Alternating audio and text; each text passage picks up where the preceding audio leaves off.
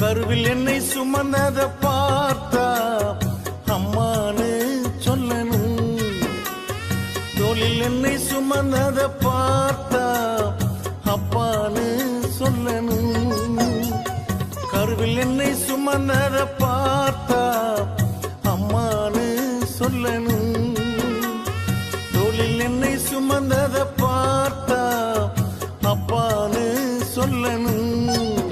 என்னை கெஞ்சுவதும் கொஞ்சுவதும் பார்த்தா உம்மை அம்மானு சொல்லணும். என்னை ஆற்றுவதும் தேற்றுவதும் பார்த்தா உம்மை அப்பான்னு சொல்லணும். என்னை கெஞ்சுவதும் கொஞ்சுவதும்